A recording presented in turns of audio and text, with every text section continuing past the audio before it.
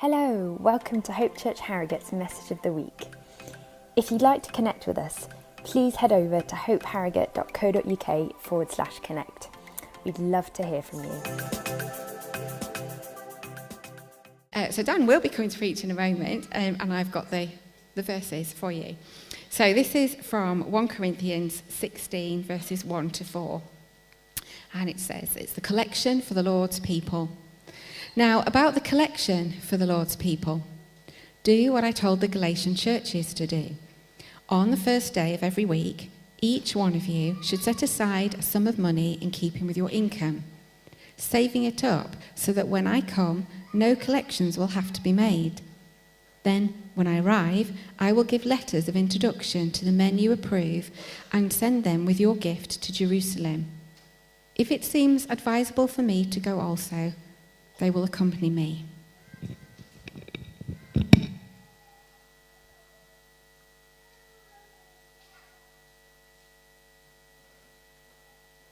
Hello. Nice short one this week, isn't it? We've reached the final chapter and we are crawling through it. We're going to race through next week, so don't worry. We're nearly at the end of 1 Corinthians. And just context again, in case you have forgotten who the Corinthians are. There's a church in Corinth. We have a little map, in fact. So Corinth is right at the bottom of Greece, in a region called Achaia, maybe. That whole Macedonia above it, quite a big area with Thessalonica in it, so you may recognize the letter to the Thessalonians. They're in Macedonia. It's gone. And you can read about this in 2 Corinthians 1:1. He directly references the region of Achaia. So they're kind of, if you see Corinth or Achaia, they're talking about the same place, really. And this is the end of the first letter. There is another letter. There were probably many more letters. These are just the two that we have. And this collection that Paul tells them to start saving up each week, you can kind of follow the story through a bit. And it seems like they went, great idea, Paul, we'll save up some money. And then something happened, and do we have a verse from 2 Corinthians? Yeah, so this is then Paul's later letter where he says, you were the first to give, you were the first to have the desire to do so, he was really pleased with them. And he says, now finish the work. It seems like maybe like a best of intentions New Year's resolution started really well, maybe it petered out a little bit. And he's saying, come on, finish the good work which you started. And he's encouraging them to do so. This collection seems to have been quite a big deal. There were other churches involved, the Macedonians, he's mentioned the Galatians, he's mentioned there's a whole group of churches which is trying to get to give to the poor culturally Jewish churches in Jerusalem to kind of bring unity to the global church. And I just want to recognize that we're talking about giving again, which we've talked about quite a bit over the last year or two. And in the church, we probably have a good number of people who go, yeah, I recognize it's a really good thing to give financially. That when we give, the people that we give to are blessed, and that us, as we give, we are blessed as well. But there's probably a group of people, and I find myself in this bucket semi-frequently, that are maybe quite cynical about it. And so this is like my kind of direct challenge bit, and then I'll be much nicer later on. But if you're feeling cynical, if you're like, oh, they're asking me for my money again, then just want to highlight that the New Testament and Jesus talk about money quite a lot. And it's entirely appropriate for us to talk about money a lot here in church as well.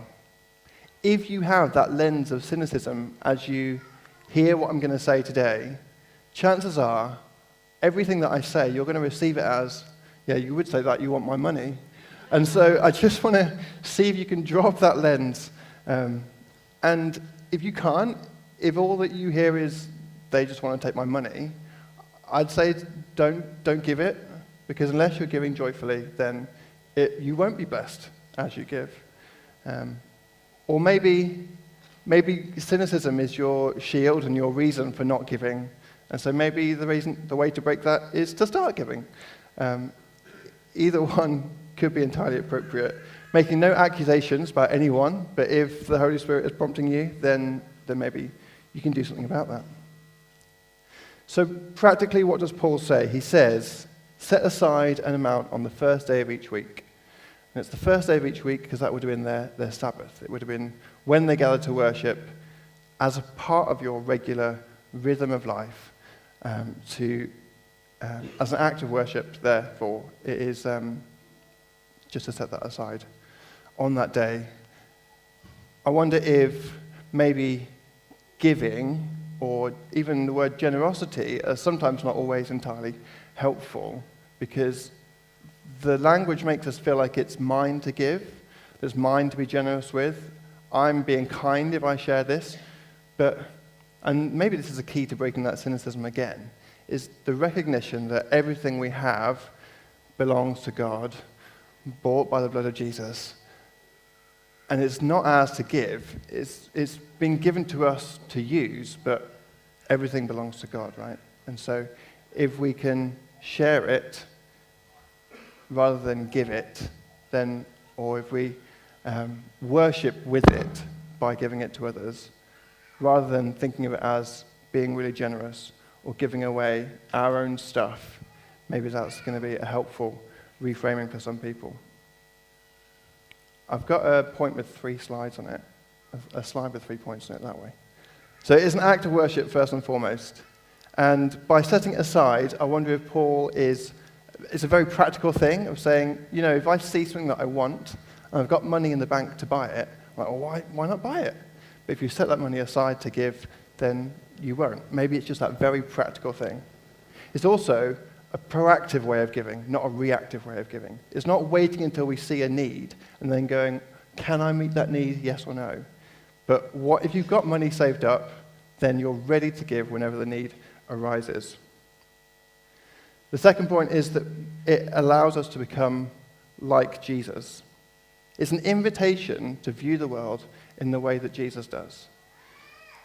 Only on a Thursday night, someone said to me, but we live in a capitalist society, don't we? Those are the rules that we've got to play by. Money makes the world go round. Those kind of sentiments that make us feel like we have to hoard what we have in order to survive in this world. But this invitation to give away what we have, it enables us to be transformed, to see the world in the way that God sees it. It's an invitation into freedom from the love of money. It's an invitation into a life of faith and dependence on God for everything that we need. And then, finally, it makes generosity easy. If we have money set aside and then someone says, there's this financial need, how easy is it to go, I can meet that? It's not, they're asking me for more money again, let's see if I can do that. It also becomes easy for us as church leaders to bring financial need to the church and say, does anyone have any money they can give to this? Because when we bring an appeal for the Zambia famine, an appeal for this, an appeal for that, week after week, it can be received as they're always just asking for more and more money, and I've been generous, I've stretched myself, I can't go again. But if you have a pot of money that you've set aside, and someone says, there's this financial need, you can go, am I stirred to give to that? I've got the money, I can give. And it just changes and reframes how we think about giving if we follow this advice that Paul's got for us. That's about all I want to say on it, really. So now I'm just going to tell some stories about how this has landed in my life. I've asked other people if they'll tell stories about how it's landed in their lives as well. One of the things that transformed thinking about giving for me and just experiencing the joy of giving was when we had a bank error in our favor, like actual monopoly thing happened, and it was £3,000, and we tried quite hard to contact the bank and contact the source of this money and say, you've given us money, we don't want it, take it back because if we spend it and then you come back next year and say, you shouldn't have spent that, then we're going to be in trouble. And we tried for a long time, and everyone involved said, it's not our money. And so this £3,000 just landed in our bank account. And so it was super easy for Ruth and I to say, well, what we're going to do with this money, let's just experience the joy of giving it away. And as we started giving £50 here, £50 there, £100, we all gave it all anonymously, and then not long into that, something else happened which landed us with a debt of about £2,500 out of nowhere. And so we saw that God had provided for that before. But we got a taste of the joy of giving, of easy generosity, where it didn't come as a sacrifice to us to give. And lots of the stories that you'll hear from the people that I invite up are actually the sacrifice of giving. As we trust God to kind of backfill that need, it doesn't become a sacrifice anymore. It requires great faith, requires great trust, and it is a sacrifice. You've got to be ready to sacrifice, but also that God meets every need that we have. When I talk about the joy of giving, there is a danger of using it as a weapon to beat you over the head of. If you experience the joy of God, if God has really transformed your life, then you should be excited to give your money. And it is not that weapon. It's like a whirlpool that you kind of step into, and as you dip your toe in, you'll experience a bit of joy, and then as you go into your knees, there'll be more joy, and then eventually, when we're fully transformed to be like Jesus, we will be ready to dive in and give everything we have. And it's really a journey to step into, not the joy that you should be experiencing, therefore why haven't you given more? It's not that at all. So that's my story. Tim, would you mind? Do you have a microphone for Tim?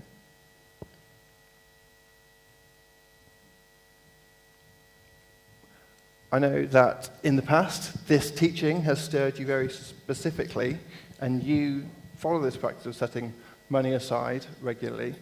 When did you start doing that?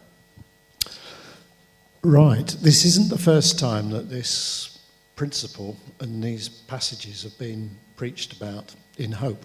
I think the last time was about 5 years ago when Adam preached it, and suddenly the penny dropped with me that this is something I needed to start. Marilyn and I need to start doing. We have a separate bank account, and there's money that goes across into that account. Not every week, but every month, because when it lands in my account from my pension, some of it goes across. Great. Do you have a recent example of when you've been able to give out of that money? Yeah, this is a story I wouldn't have been able to tell last Sunday, so it's very fresh. You're one of the first people to hear this story. Back in November, a lady who we've known for many, many years came to have lunch with us. She's a widow. She has a very modest income, and she was saying she really felt that the way that the government had managed the winter fuel payment change was very unjust. Her income was just slightly above the threshold for her being able to get winter fuel allowance, and so she'd lost the £200 that she would have otherwise got to help her pay her fuel bills through the winter. And we said, yeah, it's tough for people like you to lose that, and that must be really difficult for you. And we left it at that, but after she went, I said to Marilyn, well, we could use our giving fund to give her what the government has taken away from her. And Marilyn said, yeah, I think that's a good idea to do that. So then the problem became how we did that, because we didn't have details of her bank account, and she lives 20 miles away. So how do you then kind of do that in a way that isn't offensive or insensitive? And so Marilyn was was going up to Northallerton on a trip for some other purpose, and she said, I'll drop in on my friend and have a cup of tea with her. And while she was there, she said, Tim and I would like to help you with this money that you've previously had, but you won't get this winter. And the lady said, oh, that would be lovely, thank you. So we then got her details and put it into her bank account. And just so happened that on Friday, she came to us again for lunch. And she said, you know, that money made such a difference to me. A week after that landed in my bank account, there was this really bad spell of cold weather. And she said, just reduce my anxiety. And I didn't have to turn the thermostat down that week because I knew that I could afford to, you know, heat the house properly. And I was just linking it through to what Leslie shared earlier about God's perfect timing. And you're thinking, so it was right. It was right for us to sort of sit and wait. But when it was needed, you know, God supplied her need, bang on time. And then I thought, this is really funny. I think God's got a bit of a sense of humour here because on the day before she came, I was provoked to remember it because I got my car tax renewal bill through the post. And if you don't know it, everybody's car tax is going up in April this year. And this was a tax for zero because I'm blessed to have a battery vehicle, so the tax on that is for zero. But because it renews next month, I get it for zero for the whole year ahead. If it had been a month later, I'd be paying £190. Oh, that's interesting, isn't it? There's that £200 that's sort of come back to me. God's just dropping that reminder in that I've given the money away, but here it is sort of coming back to me. And I just smiled and I thought, you know, you can read too much thing, but you're thinking that's just a little reminder from God to me that you can't outgive God, that whatever you try and do to be generous, God is generous back. Yeah, that's great. And when you started setting aside money, you were giving to the church already. How did you kind of manage? Okay. Well, right in the early years of our marriage, God spoke to me very clearly one evening and said, you need to start giving a percentage of your income to the church. And I thought, well, that's tough because Marilyn is pregnant and that means we have to start giving just at the same time as we go from having 2 salaries to 1 salary.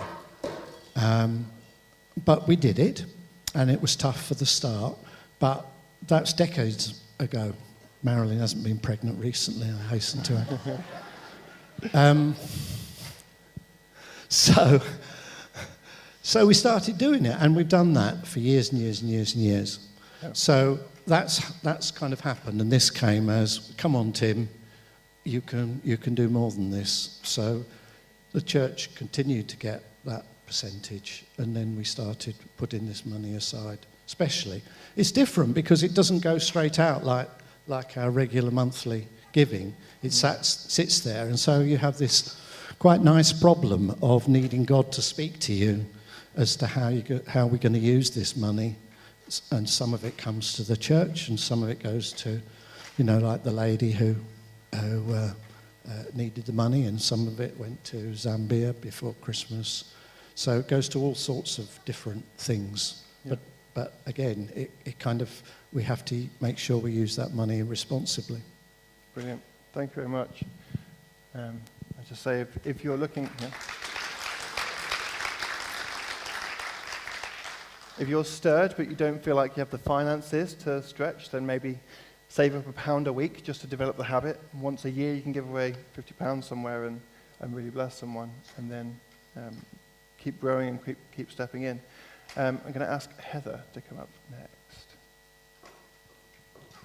Heather has some amazing stories of times in your life where you've been heavily dependent on God to fill in gaps in your finances. Would you like to? Yes, thank you. So about 25 years ago, I was in a high-powered corporate job and had a car and all the perks and a pension and everything that went with it.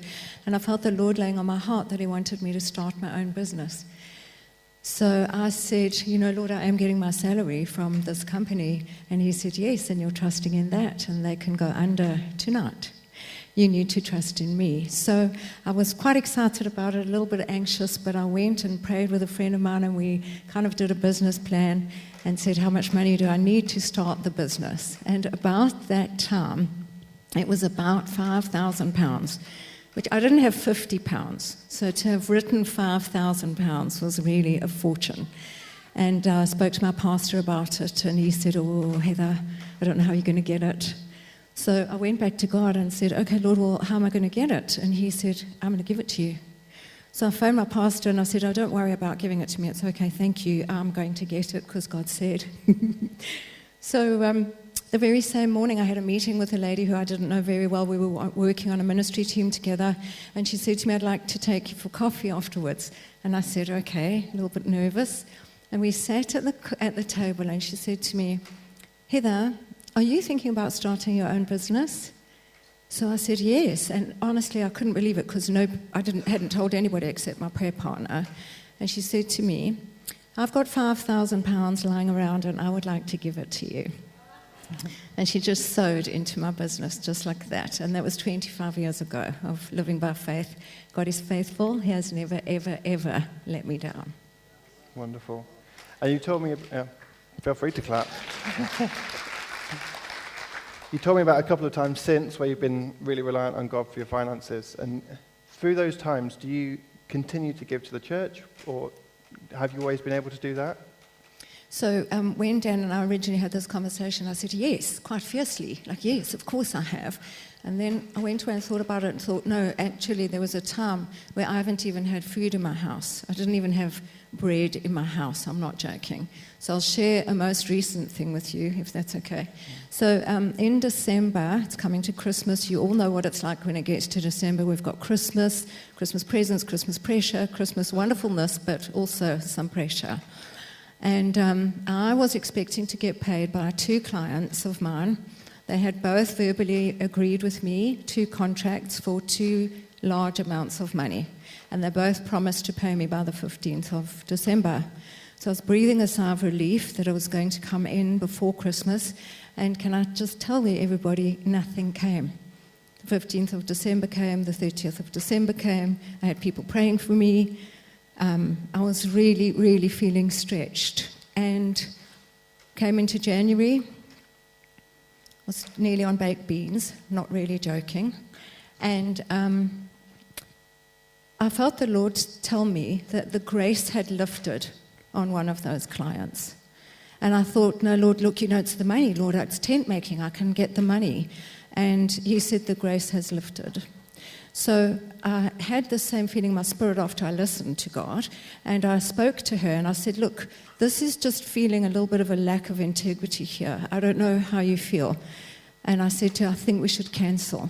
And she said, oh, Heather, thank you. I also need to cancel. I can't go through with it. So I said, okay, great.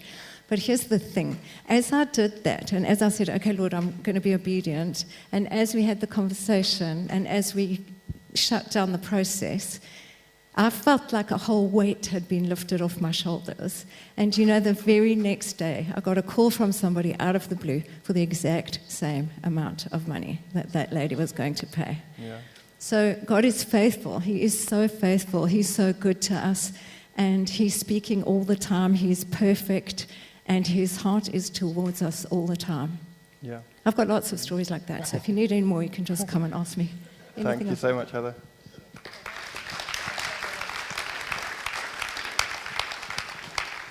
I really want to just draw out of that God meeting our financial needs is not dependent on whether we're giving or not.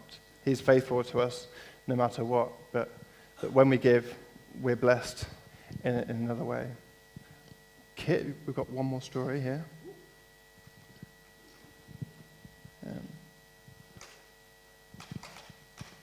Welcome, Kit. Thank you very much. I know that your business has had some financial troubles and you're self-employed, and that's been an interesting journey over the last couple of years. Would you mind sharing how that's impacted you and your family? Yeah, so it's quite a... Good morning, everyone. I own my own business, and that's going through a kind of rapid growth period, which means that every penny that kind of comes in has to be spent on growth. And so that's given me as an individual a really kind of tight window to be able to take any income out of that. But I wanted to try and make the story a bit specific around personal circumstances. So about a year ago, our mortgage was due for renewal at about the time when the interest rates just went off the scale, and we just got really trapped in that position where we had no choice but to go for, you know, the best of a really awful choice of renewing our mortgage. And that worked out after the end of it to being, because at that time we were tithing, and we had some, we were kind of living okay, and we could do all right with that. But that lost us about £350, £400 a month that was just gone. And that, in turn, meant that we had to sit down and go, right, that's the end of all of our kind of expendable income. So then it was, okay, shoestring living, you know, we'll afford our food, and then that's it. You know, no more, you know, socialising and going out and, you know, catching up with friends. We had to kind of put a stop to all of that. But there was always this sense of... I had the business, and so there were occasions where if the business was doing okay, we could take a little bit more money out of the business, and we could juggle with that quite well. And then around March time last year, so nearly a year ago now, we had a situation in work, which I won't go into too many details about, but effectively we had some legal situations that I was very confident in of our situation within that legal process until the morning of, when I had a horrible meeting with my barrister who gave me the opposite news, and left that meeting honestly destroyed, just completely. I've never been that low. And it was to the point of sitting in that room going, we're going to have to sell the house, we're going to have to like move back in with parents, we're going to, like, the business is closing. It was so awful. And that, of course, with the personal pressure of not having any of the extra income there, was just, it was dreadful. And through that time, we reached out to people in this room, and also some of our own kind of personal friends as well, and just so many people kind of rallied around us. We did manage to get a little bit of kind of extra family income that was set aside to help make sure that we were okay. But just the prayer support was fantastic as well. And in a way, it forced me to rely on other people as well. To actually go to other people and say, hey, I'm struggling with this. I would never normally share it. And that opened up new friendships and new kind of prayer cycles. And you knew then that these people were looking out for you and supporting you and praying with you. And that does so many things for you, for your faith, but also just your personal journey as well. So we managed to get over that awful period last summer. Things actually stayed...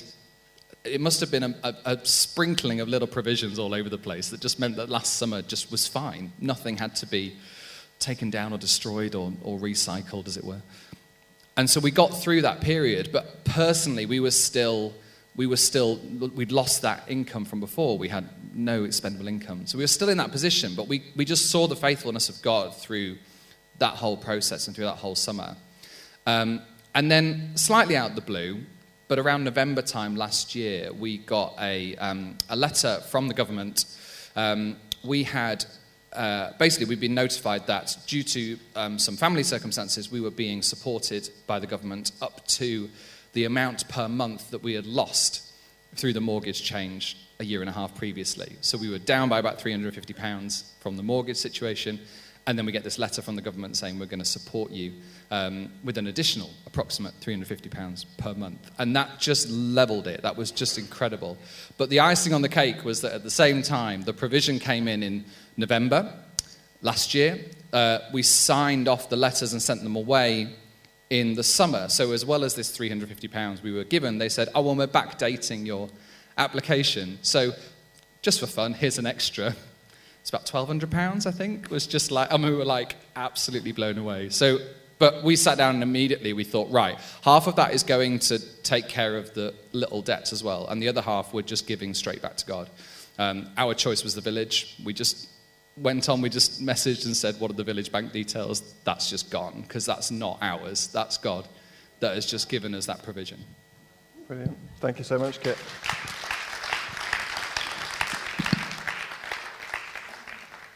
I hope that's encouraging, and we just, the faithfulness of God is, we were singing about it all morning, weren't we? And it's incredible to hear real life stories from within our community. I've got one more story to share, and it's not from within our community. I've taken it from a podcast episode, so it was audio only, and it's just the story of how one act of giving can transform an entire community. So have a listen. It was about this woman named Veronica. Yeah, it was during those teachings that we had in churches where we found this lady. This woman came into their church. She had no land or house, and she didn't even have 2 legs to walk on. So unlike the other men and women who had come forward, she wasn't able to build houses or to farm fields. All she had was this one chicken. She put up her hand and said, I have a chicken I would like to give. When I looked at her condition, she was crawling on the ground. She had no limbs to walk with. I really sympathized with her, and I said, no, this is robbery if we get this chicken from her. But she talked back. She said, but you have taught us that everyone has something to give, and for me that is what I have to give. Why are you stopping me from doing it? And then she quoted the Bible at him, which I think is amazing. You have already taught me that in the Bible there was a widow who gave her only penny, and now for me I have a chicken. Why can't you allow me to give it? So, he gave in and accepted her chicken. And in those days when someone brought something in the church, we would auction it. So we made a fundraising and we sold that chicken. And we said the money from this chicken, we are going to buy bricks so that the first brick on this church should be accorded to that lady. So that's how we built that church. And so that first brick that was laid down on the new church was bought with that chicken that the woman donated. It actually became the foundation stone of their church. Wow. Wow. Yeah. Man, I can't get that image out of my head of crawling with the chicken and off. Wow. That's incredible. Yeah. And it's also very empowering, actually. That's quite striking that, when you first saw her and you thought, oh, we can't possibly take that chicken from her because she has so little. But then, that's not how she saw things. She saw, oh, but I do have something that I can give. And what a witness that is to everyone else that we all have something to give. And that act of her surely touched very many people, because most of the people who were giving at that time, they were referring to that very act. That's why they are giving, because Veronica had given her chicken. And the youths in our church started volunteering, getting her from her house and bringing her to church every Sunday. Oh, wow. She became a friend of everyone. And the youths started noticing what she needed. She had no house at that time, and these youths in our church organized themselves. They went and built a house for her. And the youths also collected money, and they bought a wheelchair for her. So you would find her very happy when she's coming to church, when she's being pushed by the youths bringing her to church. They were even fighting for helping her to take her home. It changed the whole life in our church. Wow, that's incredible. Yeah, up to now people have failed to forget her. Yeah, you don't need a huge amount to give to make a real difference. One act of generosity has changed that entire community, and you could listen to more of it if you like. I can point you to where that is, and the entire town has changed through the culture of generosity that was established in that church. One last verse from the Bible to share with you, just to complete the story from earlier. In Romans 15, you have this passing reference that Paul makes. It says, I'm on my way to Jerusalem in the service of the Lord's people there. For the Macedonia and Achaia were pleased to make a contribution for the poor. The collection in Corinth was completed. They were delighted to give to the people in Jerusalem in the end. They were pleased to do it. The joy of the Lord was with them as they gave.